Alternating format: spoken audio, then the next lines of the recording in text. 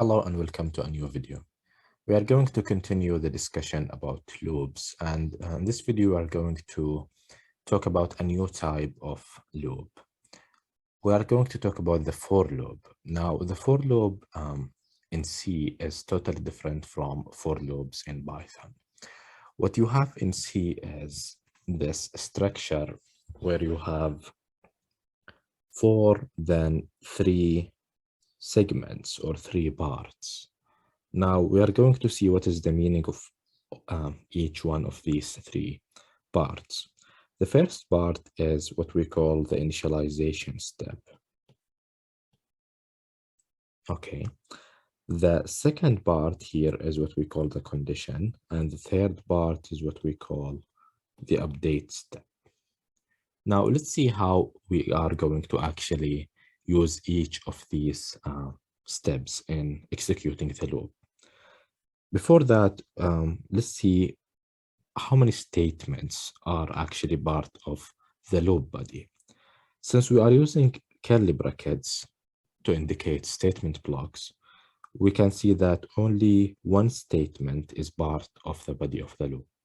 So the statement that will be repeated is just this print statement, which is printing x in this case, the value of x. So let's see. To execute a for loop, you are going to start with the initialization step. So you are setting x equal to 0. After this, you are going to check the condition. Now the condition is true in this case, 0 is less than or equal to 2. So you will enter the body and you will print x. In this case, the output will be 0. Okay. So after you execute the body, where should you go next? You should go to the update step and set x to be the old value, which is 0 plus 1. In this case, x will be 1. Then check the condition again. The condition is still true, so I will execute the body, which is printing 1. Right, so let's make this print 0, just to be consistent. And here I will have 1. After you finish with the body, you should execute the update step again. And now x will be 2. The condition is still true, so I will execute the body again and print 2. Now, after this, go to the update step. X will be 3. Now the condition is false, so exit. Now, the last thing I printed is 2, right? And when I come to the print statement outside the loop, I will print x. And what is the value of x? What is the last value of x I have? I have 3. So I'm going to print 3. You can see this output when you run the code. You have 0, 1, 2, 3. Now, you notice that in the execution, we only run the initialization steps, the initialization step once. Then we check the condition. After this, we repeatedly update, check the condition, execute the body. So you can see that we've been doing the following. You start here. This is the first step, the initialization. Then you go to the condition. This is the second step. After this, if the condition is true, where do you go?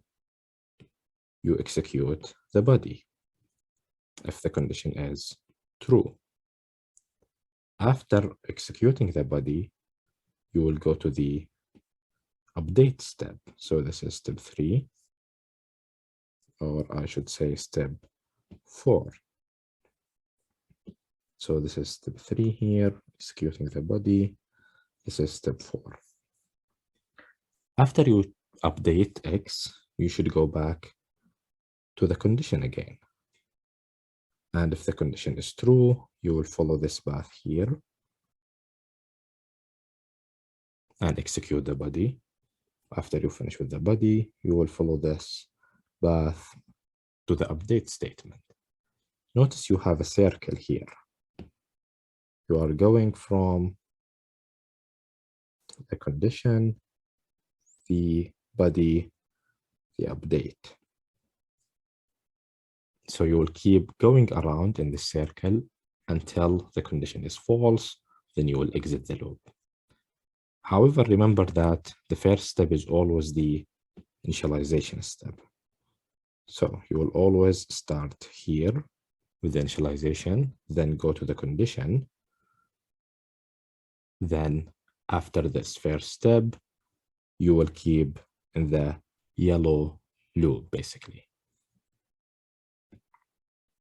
All right, let's see one more thing. Now, instead of this expression in the update statement, where you add 1 to X, you will commonly see this expression, X plus plus, which exactly means the same. It just means add 1 to X. So you run this, you get the same output. One more thing I would like to emphasize here is a difference between C and Python.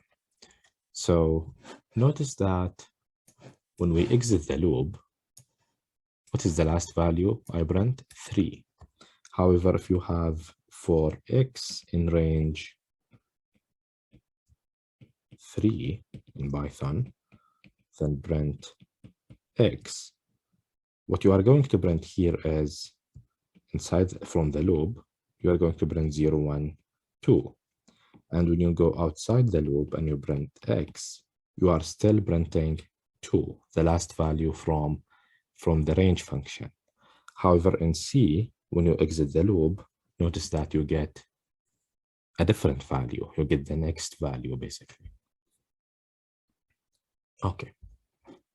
Now, let's do some changes here. So I would like to come below the print statement and write X equal to 5. Okay. Now let's follow the execution of this code.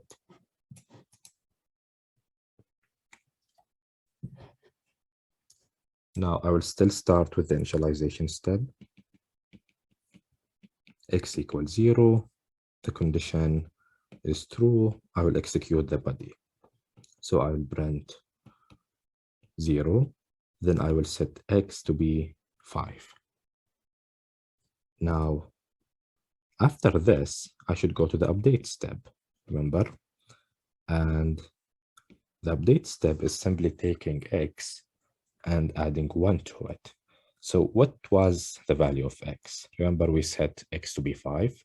So when I add 1 to X, now X is 6. The condition is false. So I will exit the loop. Now, when I go outside the loop and I print X outside the loop, I will get X equal to 6, which is exactly the last value I had. So this is one more thing you need to be aware of.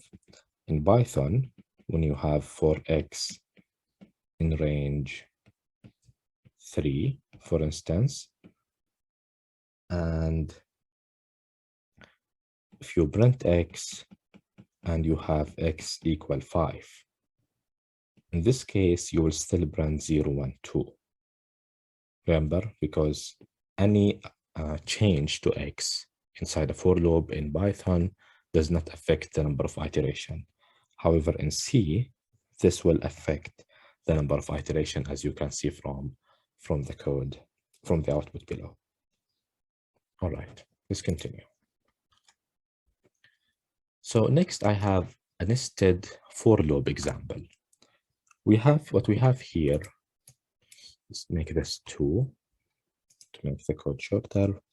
What we have here is a nested loop. The outer loop will go from I equals 1 to I less than or equal n. Now, n in this case is 2, so I will be 1 and it will be 2, and then you will exit. Inside each iteration of the outer loop, you have these statements. You have a for loop and you have print new line. So let's follow the execution here. You will start with the following.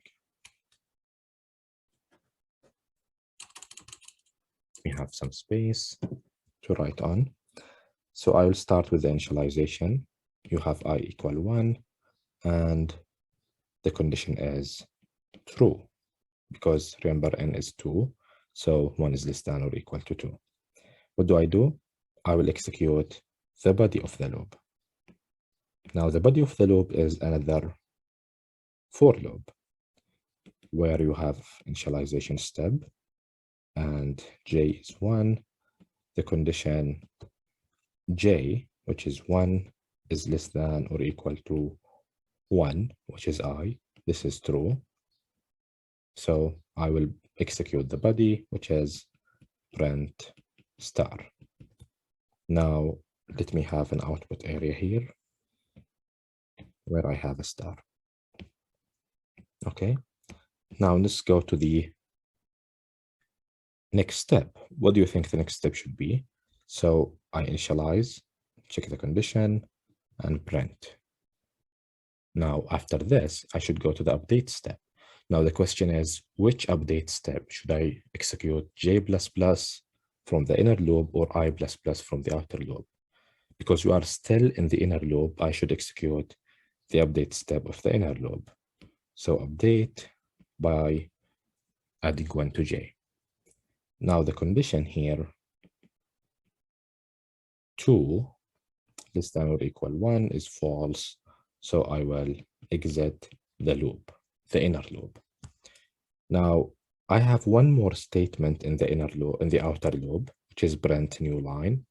This will simply move the cursor from the end of the star to the beginning of the new line. Now, what do I have next? Next, I am done with one iteration of the outer loop. So I should go back to the update step of the outer loop. Notice the green color here. What we have is we have finish initialization. We have finished the condition. We execute the body of the outer loop. Then we go to the update step. So the update step, we will have I equal to the condition, which is I less than or equal to 2 is still true. What do? I will execute the body. Remember, the body is just another loop. So I will have another initialization step. This is brand new for loop. We are starting from the start again. J equal 1. The condition now 1 less than or equal to 2 because I is 2. This is true. What do? I will print a star. So in my output area, I will support a star here. Now, I finished the body of the inner loop. I should update j. So j is 2. The condition 2 less than or equal to 2 is true. I will print another star. So in the output area, I have another star. Now I finish the body of the inner loop, update again. J is now 3. The condition 3 less than or equal to 2 is false, so I will exit. Now, remember that I still have one statement in the outer loop, which is printing new line. So I will move from here to the new line. Now, after I finish the body of the outer loop, where should I go next? I should update I. Update I to be equal to 3. 3 this time. Remember, I was 2. What is the condition? The condition is now false because we are comparing I to n.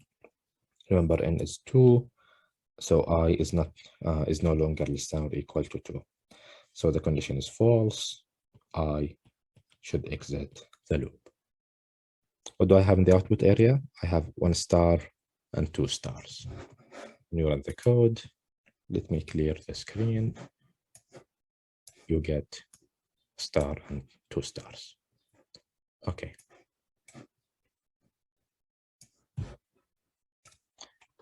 Let's see our last example. So we've seen this increment operator where we write x plus plus to add 1 to x. We've seen it in loops. Now let's see how to use it outside loops. What we have here is x equal 3. Then you have y equal x plus plus. So we are incrementing x and we are assigning x to y.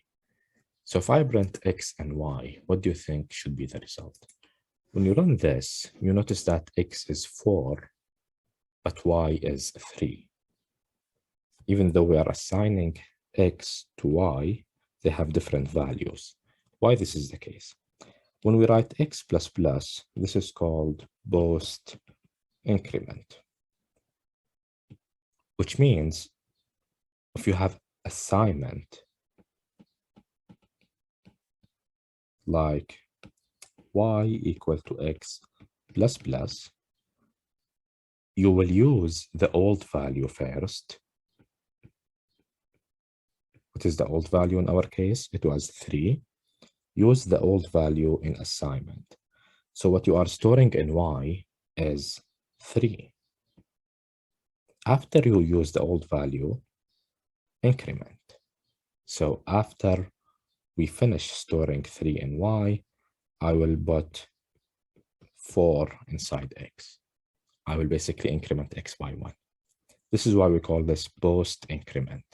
So we use the old value after we finish using the old value.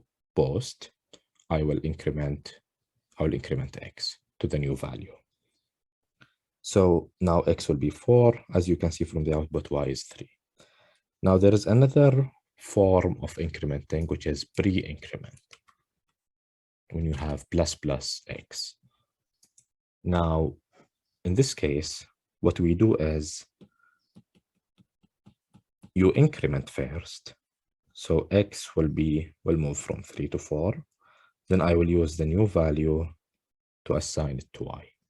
So when I run this, I get both of them to be 4. Now, in a for loop, this does not matter whether you use plus plus x or x plus plus. So let's get back to our example above.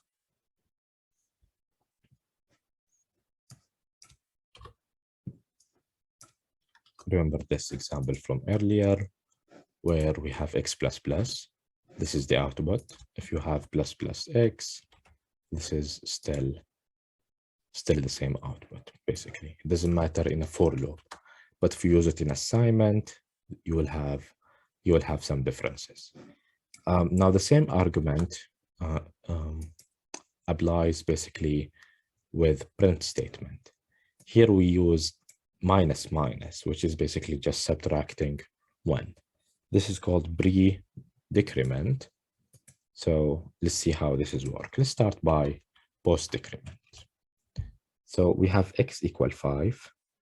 Now, when we have post-decrement, I will use the old value in printing. So I will print the old value, which is 5. Then I will apply the decrement. So x will be 4. So this statement will take the old value, which is 5. The print statement or the print function will take the old value, which is 5. Then the second print will print the new value of x, which is 4. So when you run this,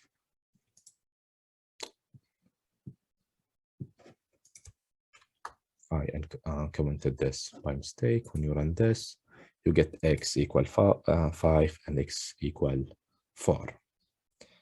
Again, it's the same argument when you have pre-decrement. When you have pre-decrement, both of them will be 4 because I will subtract 1 from x first.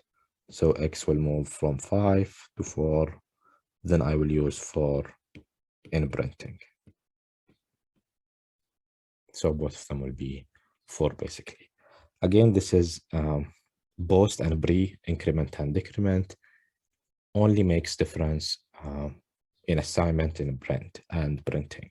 It does not make any difference with a for loop. Okay, so in a for loop, it doesn't matter. We've seen it will make a difference in assignment and in printing. Okay, that's it for this video, and I will see you on the next one.